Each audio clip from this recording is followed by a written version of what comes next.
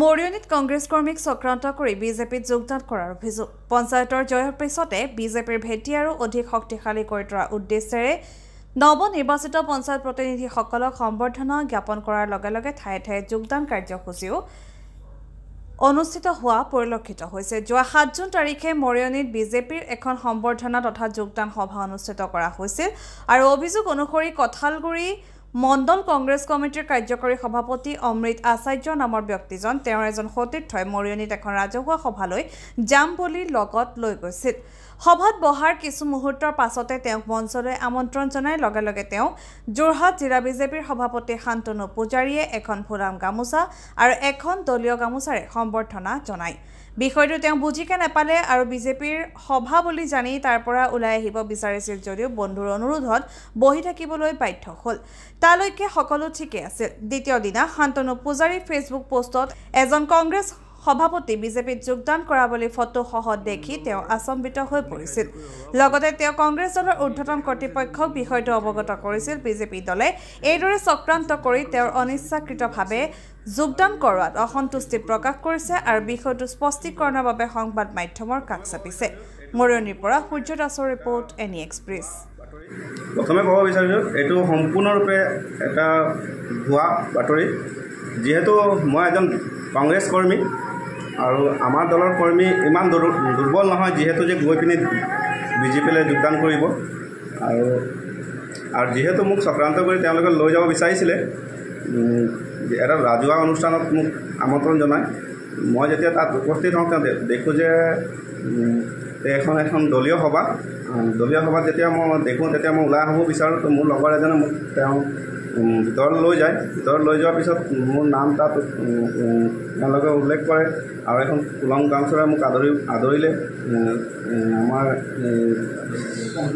শান্তনু পূজাৰী ডাঙৰীয়াই। আৰু তেওঁ এখন ফেচবুকত এখন পোষ্ট দিছে যে কংগ্ৰেছ দলৰ মণ্ডল সভাপতি বিজেপিলৈ যোগদান কৰিছে। এটা একেবাৰে ভুৱা তথ্য। যিহেতু মই যোগদান কৰা নাই, মই ফেচবুকত দেখাৰ পিছত মই অনুভৱেই কৰিব পৰা নাই যে মই এজন কংগ্ৰেছৰ কৰ্মী মানুহ বিজেপিলৈ গুচি গ'লোঁ। যে কোনোবা এটা সভাত ক'লে যে বিজেপি হৈ যাম, কংগ্ৰেছ হৈ যাম, সেই কথাটো মই সেইদিনাখনেই গম পালোঁ যে বিজেপি সভা বুলিতো মোক মতা নাই, ৰাজহুৱা সভা বুলিহে মাতিছিলে। এই তথ্যটো তেওঁলোকে ফেচবুকৰ মাধ্যমত প্ৰকাশ কৰিব নালাগিছিলে। এইটো কোনে কৈছে? এইটো শান্তনু পূজাৰীয়ে কৰিছিলে ফেচবুকৰ মাধ্যমত আৰু দীপচুৰীয়ে শ্বেয়াৰ কৰিছিলে এই পোষ্টটো।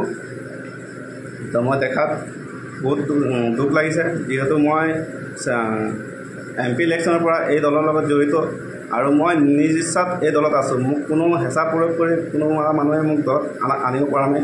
মোৰ নিজৰ ইচ্ছাত মই এজনক ভাল পাওঁ। যিহেতু আমাৰ MP আৰু APCCৰ নতুন নৱনিযুক্ত সভাপতি শ্ৰী গগৈ ডাঙৰীয়াক তেওঁক আমাক আদৰ্শ হিচাপে ভাবোঁ আৰু আমি ভাবোঁ তেওঁ এজন সচেতন নাগৰিক আৰু তেওঁৰ এগেইনষ্টত এটা দাগ নাই তাৰ গাত আমি জনামতে। আৰু তেনে এজন মানুহ যদি ৰাইজৰ সেৱাৰ কাৰণে ওলাই আহিছে তেওঁক আমি যোগদান কৰিব লাগে, তেওঁক আমি সহায় কৰিব লাগে। সেইটো কাৰণেহে আমি কংগ্ৰেছ দলত আছোঁ।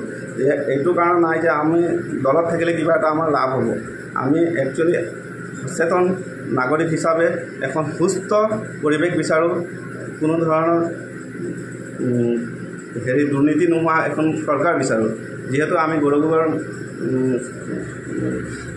মাজত দেখা পাইছে এই বস্তুটোকে, সেইকাৰণে আমি গৌৰৱক আদৰি লৈছোঁ আৰু আগন্তুক 26 ইলেকশ্যনত তেওঁক আমি জয় কৰি লৈ যাব পাৰিম বুলি আশা কৰিছোঁ। তোমালোকে বিজেপিত নাযাওঁ এইটো কাৰণে বিজেপি আমি দেখি আছোঁ ছ'চিয়েল মিডিয়াৰ মাধ্যমত গোটেই তেওঁলোকৰ মানে গোটেই ক'ৰবাত নে ক'ৰবাত এনেকুৱা এটা ঠাই নাই যে দুৰ্নীতি নাই।